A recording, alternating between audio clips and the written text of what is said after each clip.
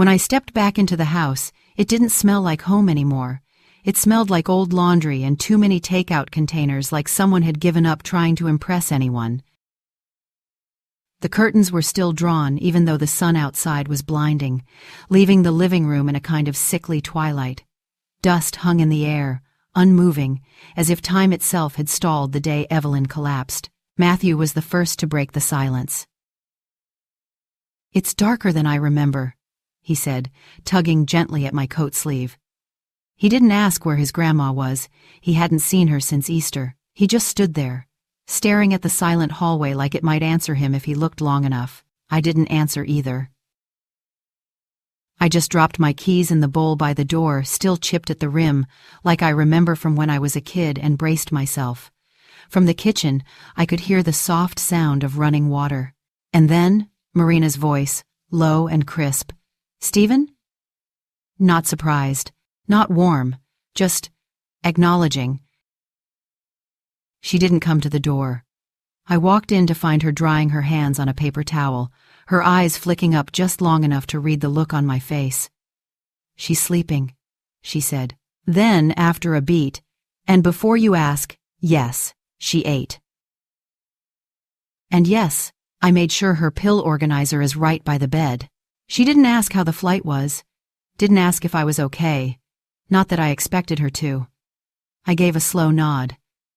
Matthew kicked off his sneakers, one landing under the table. Marina's eyes followed it, her jaw tensing just slightly. I watched her toss the paper towel into the bin, miss, then pretend she didn't. "Isla's here," she added, like she was warning me. That stopped me. "Isla," I repeated, quieter than I meant to. "Arrived this morning. Didn't call first. Just showed up." I didn't respond. I could already feel that familiar weight in my chest, the one that always came when the past and present started blending in this house. It had been 3 years since Isla and I stood in the same room, longer since we looked each other in the eye. Marina poured herself a half glass of something red from a bottle she didn't bother to hide. "She's in the guest room. You'll have to figure out sleeping arrangements with her." Matthew wandered into the dining room, his fingers traced over the dusty piano keys we'd all forgotten about. "Dad, is this where Grandma used to sing to us?" I nodded. "Yeah, buddy." He pressed a key. It let out a flat, lifeless note. I could feel Marina watching us, but she didn't say anything. Her silence wasn't empty, it was tactical. That was always her way. Fill the room with action, not warmth. Move, manage, handle. "I brought some groceries," I offered, weakly, motioning to the canvas bag by the door. "Non-perishables." I wasn't sure. She cut me off with a nod. "Put them under the sink." I reorganized the pantry. The hum of the refrigerator filled the room after that. No small talk. No jokes. Just this static air between us that used to be filled with Evelyn's Sunday stew bubbling on the stove or her radio humming soft gospel in the background. Now it felt like the whole house was holding its breath.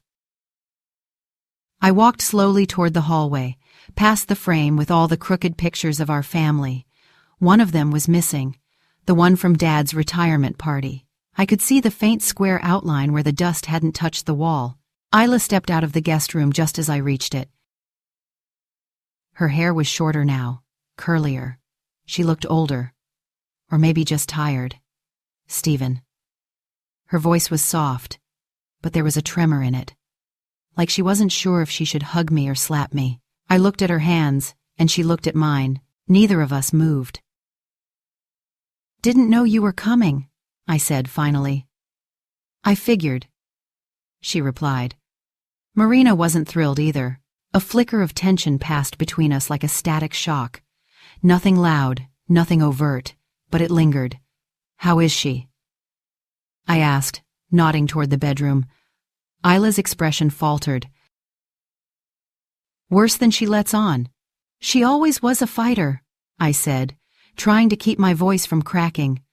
"Fighters still die," she said flatly. Matthew called from the hallway. "Dad, is Grandma awake?" I turned my head, then looked back at Isla. Let's not do this now, I murmured. She nodded once, then stepped aside so I could pass. Evelyn was asleep, her frame even smaller than I remembered. Her skin had the soft, pale tone of someone who'd spent too many days in bed. Her hands, once so sure, so commanding, lay limp on the covers. I sat beside her, careful not to wake her. There was a faint smell of lavender lotion and something sour underneath it. On the nightstand sat her old Bible, a glass of water, half drunk, and a small stack of unopened mail rubber-banded together. I watched her chest rise and fall. Slow, uneven. There were 100 things I wanted to say. 1,000 apologies I could never quite fit into words, but all I managed was, "We're home, Mom." She didn't stir. Not yet. But somehow, I felt like she heard it. The house settled into its usual silence by the time dusk began to slip through the edges of the curtains, turning the hallway shadows longer and heavier. I sat by the kitchen window with a cup of Marina's coffee too strong, slightly bitter, and watched the neighborhood breathe. Lawnmowers buzzed in the distance, somebody's dog barked, and the wind rustled dry leaves along the sidewalk. But inside the Brooks house, it was too quiet for a place where 4 adults and a child were supposed to coexist. I heard the soft scrape of a drawer and turned just enough to see Marina at the far counter, digging through the pill organizer. Monday through Sunday, each compartment color-coded, snapped shut with almost clinical precision. "She missed yesterday's privacy," she said, not looking up. "Why?" I asked. Marina shrugged, said it made her feel foggy, wanted to skip it. I set the mug down. "And you let her?" This time, her eyes met mine. "She's dying, Stephen. You think one missed dose is going to kill her faster?"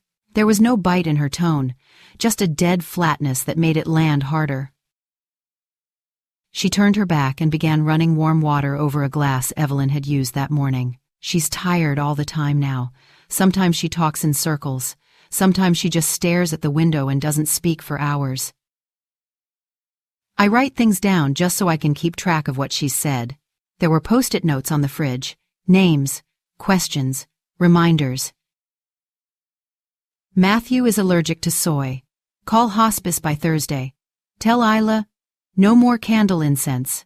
Marina moved like someone who'd lived 1,000 lives inside this one house. Every drawer had a rhythm. Every light switch remembered. The fridge magnet schedule even had color-coded dots for Evelyn's good days versus bad. I realized then how long Marina had been in this house without me. "How long has she been this bad?" I asked. Marina's hands paused. She didn't turn around. "A while. You didn't think to call?" Her shoulders rose and fell, as if exhaling all the unspoken fights we weren't having. "I figured when you were ready, you'd show up." I swallowed the heat rising in my throat and walked to the hallway. The floorboards groaned like they were warning me. Matthew had fallen asleep on the living room rug, curled up with a blanket too small for him. His glasses were still on, one lens slightly fogged. I knelt down and gently pulled them off, tucking them into his backpack. From the guest room, I could hear Isla's voice low, almost inaudible. I leaned closer, drawn by the tone. She was reading something. "And if I go and prepare a place for you, I will come again, and receive you unto myself." Her voice cracked slightly. She cleared her throat and continued, quieter. I pushed the door open just an inch. Isla was seated cross-legged on the bed, Evelyn's Bible open in her lap, pages worn thin at the corners. She didn't look up. "She used to read this when she thought we were asleep," Isla said.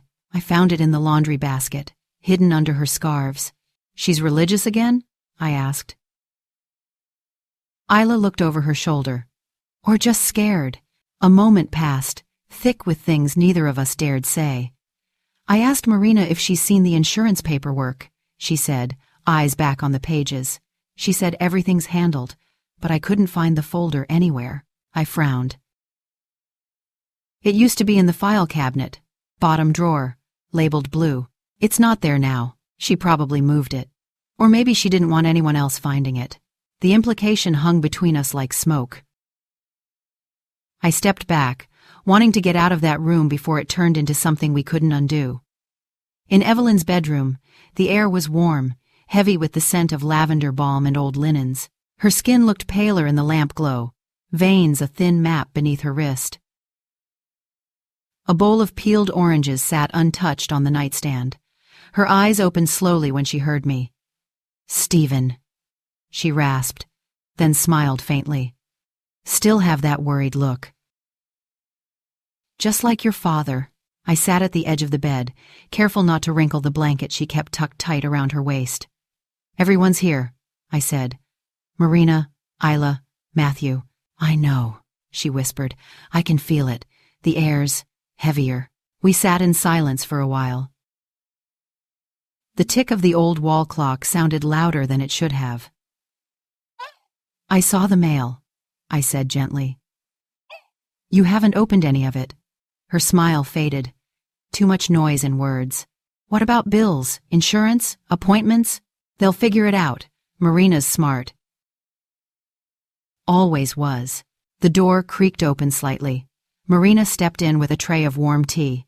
She placed it down and gently adjusted Evelyn's pillows without a word. Evelyn didn't thank her, but her hand brushed Marina's wrist briefly. I noticed something: Marina's nails, chipped and unpolished, the skin of her fingers cracked. Not like her. She used to keep her hands pristine. Now, she moved with that quiet urgency only nurses and long-term caregivers knew. But it didn't come from love. It came from obligation, from habit, from something harder. When she left, Evelyn leaned in and whispered, barely audible, "She's tired, Stephen, but she won't stop. Not until she burns out." I didn't know if she meant Marina or herself. Dinner came together like it always did in this house, quietly, out of habit, like no one wanted to admit they were hungry. Marina reheated something from the freezer, a tray of vegetable lasagna, slightly overcooked at the edges, steam hissing out from the foil as she peeled it back. The oven light flickered like it hadn't been changed in years. She said nothing as she moved, and the rest of us followed her lead, pretending it was normal to eat with a woman 2 doors down dying by the hour. The table was set with mismatched plates. The kind Evelyn refused to throw away, even when the glaze chipped off. She always said imperfections gave things character. I looked at my plate and wondered what kind of character mine was supposed to have. There was a faint brown crack running straight down the middle, like a healed wound. Matthew slid into the chair next to mine, knees still muddy from playing in the backyard earlier. Isla sat across from us, her sleeves rolled up, eyes flicking toward Marina every few minutes like she was waiting for something. Marina didn't speak, didn't make eye contact. She just placed the tray in the center of the table and served without asking. The scrape of utensils, the hollow clink of forks against ceramic. That was all you heard for the first few minutes. Even Matthew, normally a chatterbox, ate silently. He kicked me under the table once, maybe by accident, maybe not. I didn't ask. "Mom used to make this on Fridays," Isla said finally. Her voice cut through the quiet like a piano note struck in an empty room. Marina gave a small nod. "She liked it with extra spinach. Did you add any?" "No." Another beat of silence. "The lasagna wasn't bad. It just didn't taste like anything. The kind of food that fills space more than it feeds." Matthew looked between the three of us and cleared his throat. "Why did Aunt Isla stop coming around?" My fork paused mid-air. Isla blinked. "That's a good question, sweetheart." He waited for more. So did I.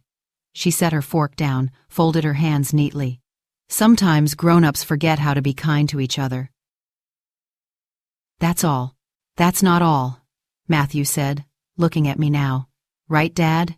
I tried to smile, but it didn't land. "Some stories are better saved for later, buddy." "But," he nodded, reluctantly. But the question had already settled in the space between us like a thick fog. Marina stood and walked to the sink, rinsing her plate under water that ran a little too loud for how quiet the room was.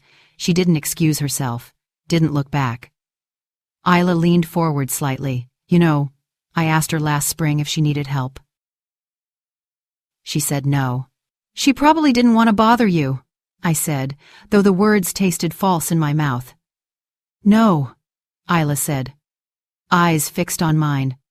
She didn't trust me. That stopped me. Why not? You tell me. There it was, the real dinner guest. The thing that had been circling us since we sat down. I'm not doing this now, I said, my voice low. But we are doing this now, Isla snapped, her voice sharper than I'd ever heard it. You think you get to swoop in after a year and pretend you know what's been going on here? Matthew flinched, and I saw it.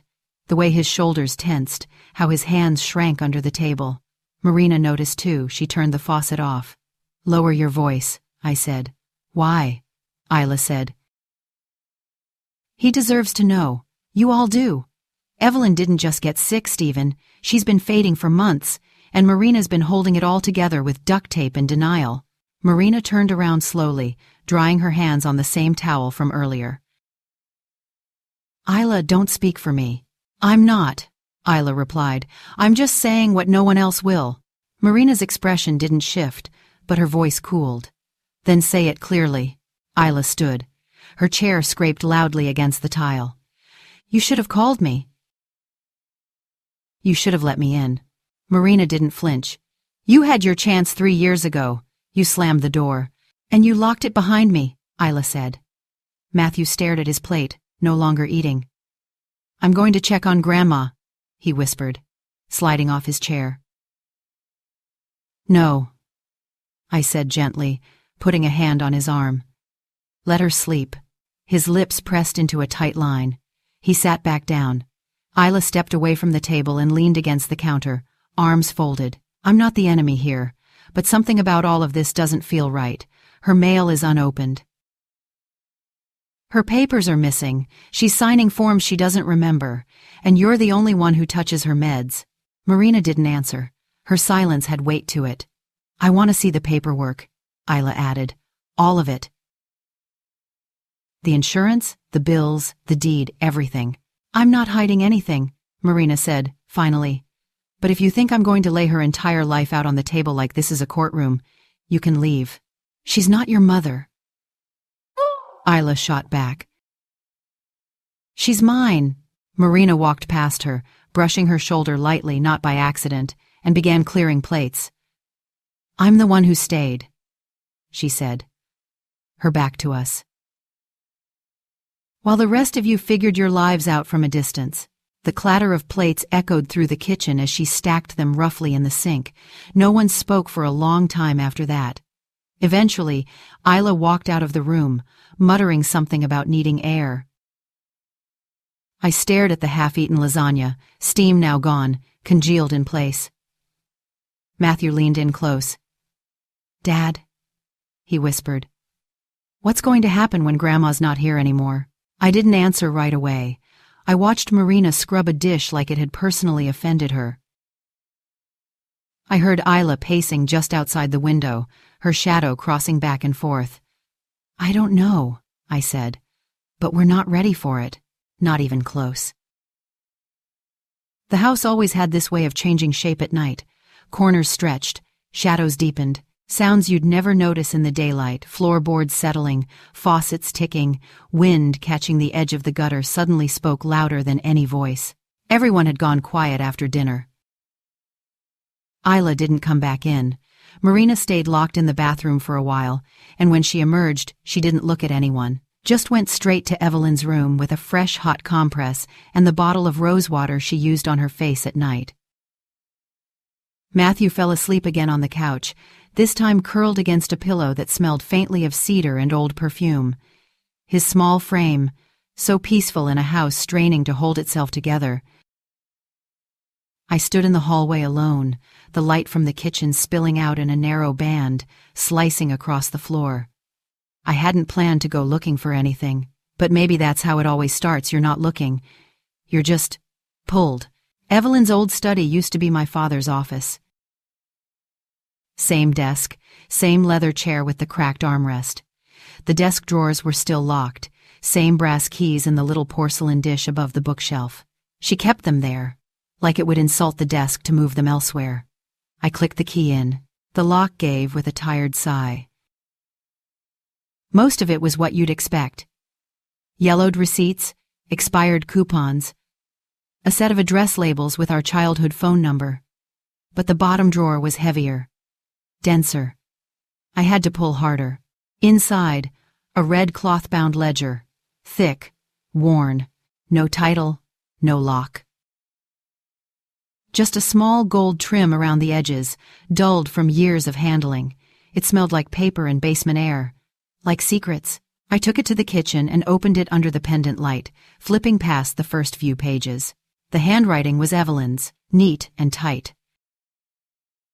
Dates lined the left margin, names and notes on the right. March 4th, loaned $800 to JH for hospital fees. April 19th, paid Marina's traffic court fine, $325. May 20th, grocery tab at 7th Street Market, Isla reimbursed, $60. July 10th, Stephen. Called about Matthew's schooling. No follow-up. I stared at that line for a long time. These weren't just notes. This was a record. A quiet, methodical account of who she'd helped, who had shown up, who hadn't. Every line was a receipt of her silence, her sacrifices, her disappointments. Some names were circled. Some were underlined, but one line was scratched out entirely with thick black ink. August 17th, Marina. Thank you for watching. An example you can of company weight. Nothing else. No dollar amount. No explanation. Just an erasure so deliberate it sent a chill up my spine. I heard the front door creak open, and Isla stepped inside, her hair windblown and damp with mist. She saw the book in my hands before I could say anything. "You found it," she said flatly. "You knew it was here?" "I looked for it last time I visited." She said she threw it away. I didn't believe her. She sat down slowly, the chair squeaking under her. Her eyes scanned the open pages. "This is how she forgave people," Isla said, "by pretending she didn't keep score. But she did. She always did." I turned to the back pages. The handwriting grew shakier, lines slanting. But still legible. January. Asked Marina to renew the life insurance policy. She said she would. February, called Stephen. No answer. March, couldn't remember where I put the deed. April, gave Matthew my wedding ring to play with, can't find it now. My throat tightened. She was losing herself and still trying to hold the rest of us together, I whispered. Isla reached out and turned a page gently. Her finger landed on another scratched-out section. She tried to rewrite history, she said. Tried to hide what mattered most. But why erase that line? I asked. What could Marina have done that she didn't want anyone else seeing? I don't know, Isla admitted. But I do know she had Evelyn sign a few things last fall. Quietly. No witnesses. You think she? I don't know what I think, she said. But I don't like the feeling. The kitchen light buzzed overhead. I could feel the house listening again. We sat in silence, the ledger between us, heavy with unspoken names and untold decisions. Then, from down the hall, a soft shuffle. Marina stood in the doorway. Her hair was pinned up messily, one sandal half off her foot. She didn't look surprised. You found the book, she said. I didn't answer, just looked at her. So did Isla. Marina walked in slowly, her eyes not leaving the ledger. She asked me to burn it, she said. 2 months ago. Said it was weighing her down. Why didn't you? I asked. Because I couldn't. It felt wrong, like erasing her too. Then why hide it? Isla pressed. Marina paused, her jaw tightened. Because not everything in that book is fair, Evelyn wrote from memory. Not from truth. And truth is complicated. I closed the ledger. She scratched your name out, I said. I know, Marina replied. Her voice cracked just slightly. She told me. And you didn't ask why? I did, she said. She just said, some debts I'll take with me. It was nearly midnight when the house went still again. No arguments, no hallway creaks, no kitchen lights flicking on. Marina had gone to lie down in Evelyn's room, not out of comfort but proximity. She left the door slightly ajar, as if afraid to close it fully. As if that would make Evelyn's departure more permanent. I stayed in the guest room with Isla. Not by plan, not by agreement, just necessity. There weren't enough beds, and we'd both stayed too long at the kitchen table to pretend we weren't tangled in this together. The room smelled faintly of eucalyptus and mothballs. Evelyn had always liked to store soaps in her linen drawers, so everything feels gentle, she used to say. But tonight, the scent couldn't soften what was boiling under Isla's skin. She sat on the edge of the bed, staring at the floor, elbows on knees, hands clasped like she was praying or restraining herself. "Do you remember the last time I was here?" she asked, eyes fixed on the carpet. "Yeah," I said. "Christmas, 3 years ago." "No. Not the tree, not the gifts." She looked up. "I mean the night after. When Evelyn made me leave." I said nothing, but I remembered. I'd tried to forget, but I remembered. Evelyn had looked stronger then. Not healthy, exactly, but firm like stone. She stood at the threshold of this same room, one hand on the doorframe, the other holding a sealed envelope. "I told you not to bring this into my house," she'd said, her voice steely, eyes locked on Isla. "I didn't bring anything. Just questions. You brought suspicion. I brought concern." Evelyn stepped into the room slowly, the way she did when she was trying not to raise her voice. "Marina has done more for me than either of you. She takes care of this house. She drives me to appointments. She doesn't just call once a month."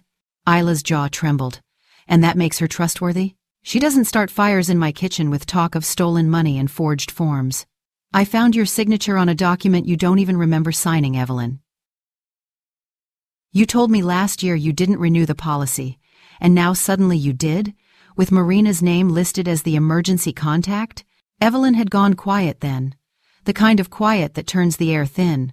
"I trust her," she said, finally. "That's what matters. But she's family," Evelyn snapped, and just like that, the room was cold again. "I don't want to see you tomorrow, Isla," she'd said. "I don't want you speaking to Matthew. I don't want you poisoning this house with doubt." Isla didn't cry.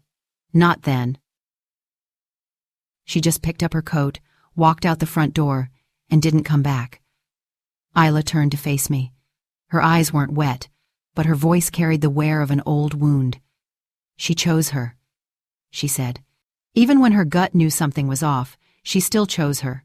"She was afraid," I replied. "Afraid of me?" "No. Afraid of being alone. Afraid of opening one more door that led to more mess. She made me feel like I was crazy," Isla said, her voice shaking. "Like I was making things up to divide us. Like I wasn't trying to protect her, but sabotage her." I didn't know what to say. Because I'd believed it too. Back then, it was easier. Marina was stable, practical. You could count on her to schedule things, to write checks, to refill prescriptions. And Evelyn needed that, needed order. "You didn't stand up for me," Isla said. I didn't know what to believe. "You didn't try to believe me."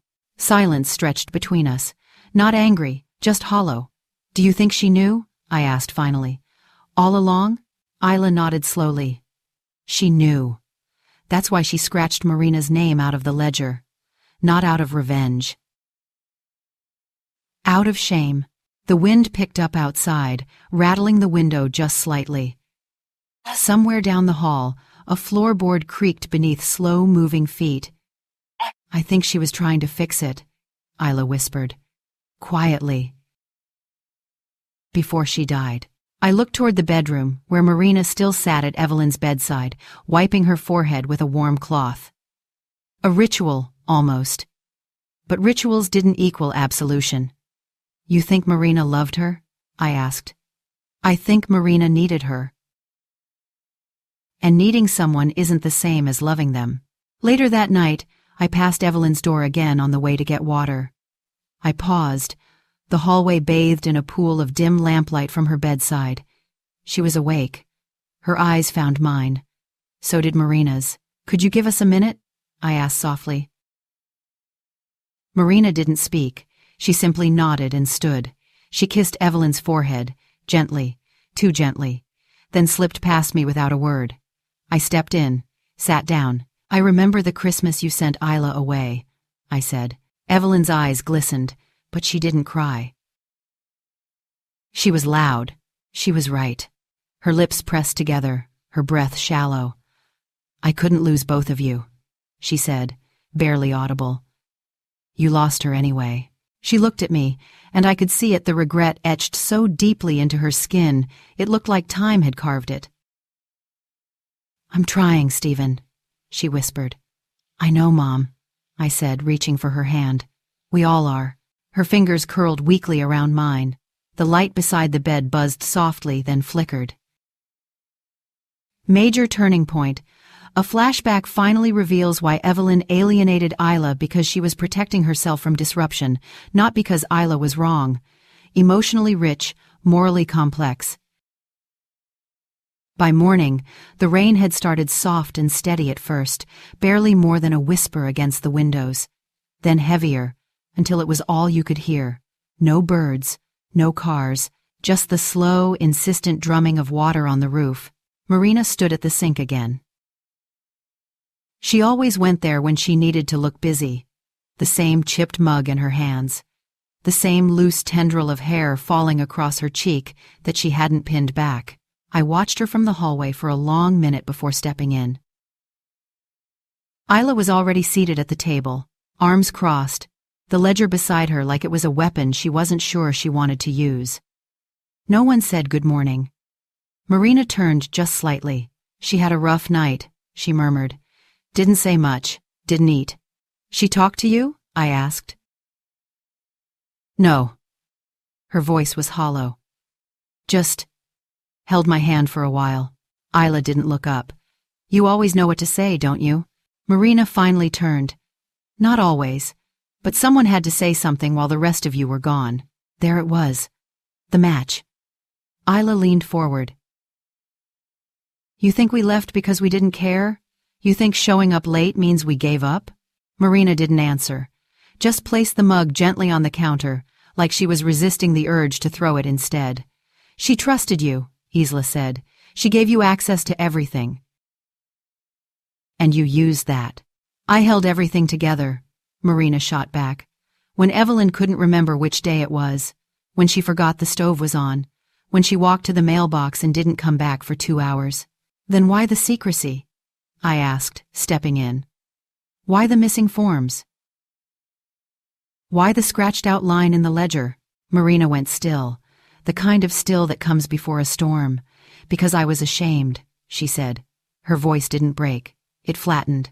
"She asked me to manage the utilities, the medical bills, hospice paperwork, everything. I didn't ask for it. She handed it to me like it was a gift. But nothing was paid. We were drowning. Evelyn kept refusing outside help, said she didn't want strangers in her house, said she'd rather die quietly than owe another favor." She swallowed hard. "So I started borrowing. On my credit card, then her card. Then just once I took out a small loan using her name, just to cover a backlog of prescriptions and the insurance renewal." "You forged her signature?" Isla said, nearly rising. "I copied it," Marina replied. "And yes, I was planning to tell her." But then she started slipping. Some days, she didn't even know what month it was. How do you explain something like that to someone who stares through you like you're just another nurse? The room went cold. "You used her," Isla said. "You made yourself indispensable, and then you made her invisible." Marina stepped forward, suddenly fierce. "I changed her bed sheets. I cleaned her when she couldn't make it to the bathroom. I canceled plans. Quit my job. You think that was power?" "That was servitude. You could have asked for help." "From who?" she snapped. "From you? From Stephen, who sends postcards on birthdays but can't name her primary physician?" That hit hard. Because it wasn't untrue. And the insurance? I asked, quieter now. Marina looked down. Her hands trembled. I renewed it, she said, but I changed the beneficiary. Silence. The kind that buzzed in your ears. Who? I asked. Matthew, she said, her voice barely above a whisper. Not me. Not even Evelyn. I put it in his name. I just didn't tell anyone. Isla stared at her like she'd never seen her before. You expect us to believe that? I don't care if you believe it, Marina said. It's the truth. And if you don't think Evelyn knew, then you didn't really know her at all. The ledger sat between us again, quiet. Open to the page with the scratched out line. It looked different now, not just erased, but protected. She forgave you, I said. She didn't have to, Marina replied, tears finally pooling. But she did. No one moved. The rain outside was heavier now, like the sky had been holding something too. I made mistakes, Marina continued, finally sinking into a chair. I blurred lines I shouldn't have, but I never stopped caring, not once. You hid things, Isla said. You controlled everything. Isla, I panicked, Marina said, because I thought if I lost control, I'd lose her. Isla looked at me. Her face, still burning with betrayal, softened just a little. We were all guilty in some way. Some by action, some by distance, some by silence. A door creaked down the hall. Marina turned. She's awake. And just like that, the moment splintered. The storm paused. Because whatever we felt, the guilt, the anger, the suspicion, none of it mattered more than what we might still hear from the woman who knew all our worst parts and loved us anyway. The house was too quiet for the weight it was holding. We moved down the hall like we were walking into a chapel, slow, reverent, afraid to disturb the air. The rain had dulled to a mist now, just a steady whisper against the windows, like the sky was exhaling after the storm. Evelyn's bedroom door was open. The lamp on her nightstand was still on, casting soft amber light over the floral quilt and the deep lines of her face. Her eyes were open, glassy, but focused. She looked at us, not through us. Marina crossed the threshold first. She dropped to her knees beside the bed like muscle memory, reaching for Evelyn's hand, but stopped just short. Instead, she rested her fingers on the edge of the blanket. Her lips moved a whisper, maybe a prayer. Isla stood behind me, stiff, unsure. Her arms were folded so tight I could see the whites of her knuckles. She'd spoken all her truths the night before. Now she didn't know what to do with her hands, or her rage, or her guilt. "Mom," I said gently. Evelyn's gaze shifted to me, then to Isla. Finally, to Marina. She blinked slowly. Then she smiled, barely, but it was there. "Come closer," she rasped. "All of you."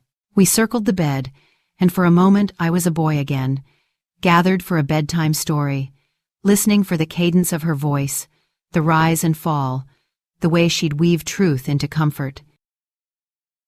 Her voice was thinner now, more breath than tone. "I never wanted you fighting over pieces of me," she said. No one spoke. She nodded slightly, like she expected the silence. "I know what you did," she said, looking at Marina. "I knew when the balance changed, the little noises, paper rustling after I fell asleep, bills that came in someone else's name." Marina swallowed hard, her eyes rimmed red. "I was angry," Evelyn whispered, "but not at you." "Not really. I was angry at the weakness that made me need you." Tears slipped down Marina's cheeks, but she didn't move. She held her posture like a soldier at attention, accepting the blow or the blessing. Evelyn turned to Isla. "You were always loud," she said, a faint flicker of amusement in her tone. "You asked too many questions, made too many waves. I couldn't keep my world from cracking when you were near." Isla's mouth quivered. She blinked fast. I thought peace meant stillness, Evelyn said. But I was wrong. It just meant quiet resentment. And you were the only one who dared to disturb it. She reached for Isla's hand, and for a moment, they just looked at each other. The kind of look that stretches across years and wounds and empty chairs at holidays. Isla knelt beside her, slowly, like her body didn't trust the forgiveness yet. I didn't want to go like this, Evelyn whispered. Not without fixing the cracks. Not without letting you see. That I saw it all. Every mistake. Every effort.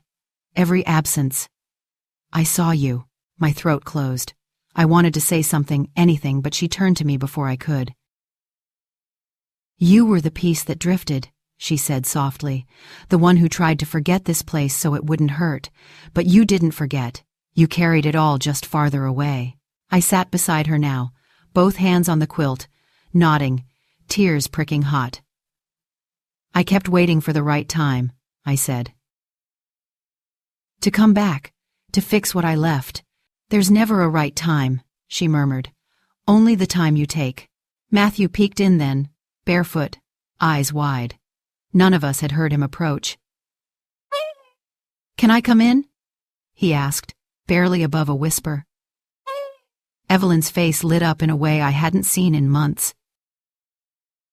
Of course, baby, she breathed. He padded in, crawled up gently beside her, careful not to press too hard on the bed. She reached out with shaky fingers and cupped the side of his face. You look just like your father did at that age, she said, wide-eyed, full of questions. Matthew smiled shyly. Do you want to hear my story? She nodded. Tell it. And so he began a ramble about a superhero who could fly and turn invisible, who saved a town from a thunderstorm with just a hug. His words were jumbled. The story made no sense, but Evelyn listened like it was gospel. Her breaths grew longer between each one. He finished. She smiled again. Best story I've heard in years. We all knew then. Marina whispered something I couldn't hear. Isla pressed her forehead against Evelyn's hand. I sat still, memorizing the moment like a photograph. The air in the room grew heavier, then lighter. Her chest rose, fell, stopped. No gasp, no tremble, just stillness. Matthew looked at me. Did she fall asleep? I nodded. Yes, buddy, she's sleeping. We stayed there, the five of us in a room too small for everything it now held.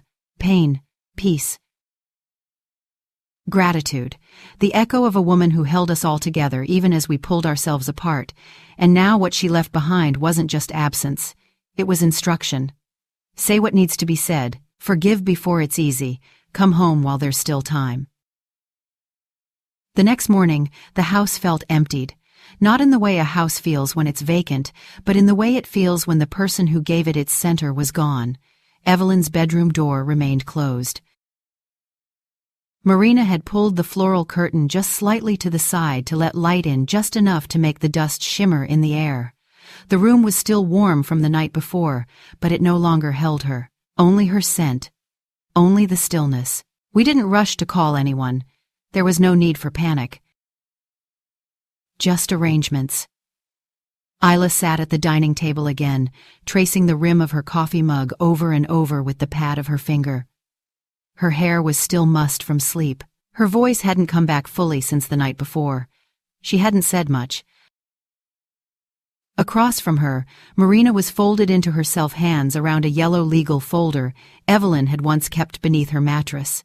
I found this tucked under the quilt last week, she said, voice low. She didn't say anything, just nodded at it one night. I didn't open it then. I thought it was personal. What is it? I asked. Marina opened it slowly, revealing 2 sealed envelopes, one titled, Stephen. The other, Final Instructions. Property. Personal effects.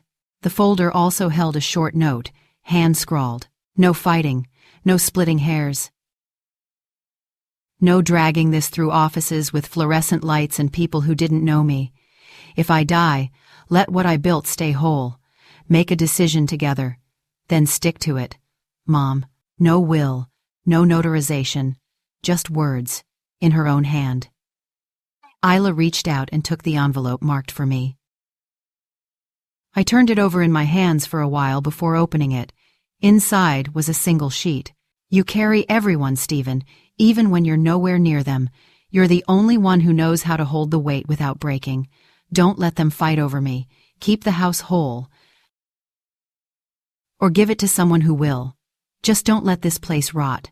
Love, Mom. I folded it carefully and slid it back into the envelope. She left the deed in my name, Marina said softly. After all of it. She didn't change it. Isla's eyes didn't leave the mug. So it's yours? No, Marina whispered. It's not. Not like that. She turned to me. She trusted you to do what's right. I looked between them, two women who had both loved my mother in different, complicated ways, one with hands, the other with voice, both flawed. Both carrying something too big to name. We can sell the house, Isla said.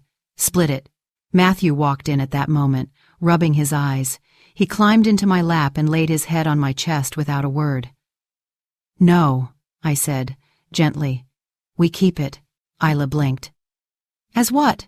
A shrine? No. As a place that holds us all, as a place that remembers who we are when we forget. Marina's shoulders dropped. The tension she'd carried for weeks, maybe years, finally loosened. We'll rotate care, I said. Use it as a touchstone, a place where Matthew can come back to, a place to gather. For holidays, for nothing at all. Isla looked at Marina. For the first time in days, it wasn't with accusation. I'll handle the maintenance, Isla offered. Yard work, paint, whatever. Marina nodded. I'll keep paying the property tax. It's the least I can do.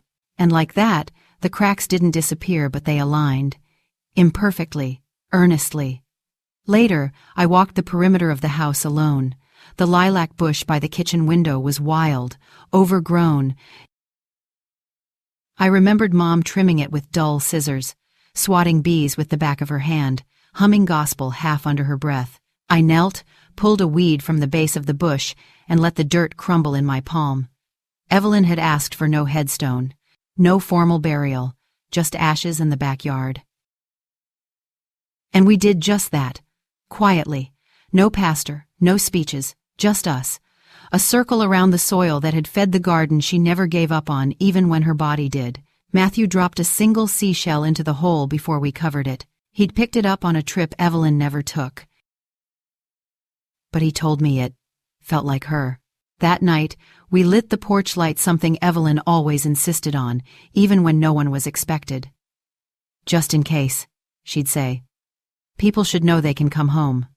And now, somehow, they could. Sometimes, the real inheritance we leave behind isn't money or property. It's the way people choose to treat each other after we're gone. Evelyn's story reminds us that love isn't loud or dramatic. Often it's quiet, sacrificial, and carried out in small rooms with no applause. Caregiving doesn't always look graceful. Families fracture not just because of wrongdoing, but because of silence, pride, and fear of being misunderstood. But even when trust has been bent, even when grief exposes long-held truths, there's still room to choose grace.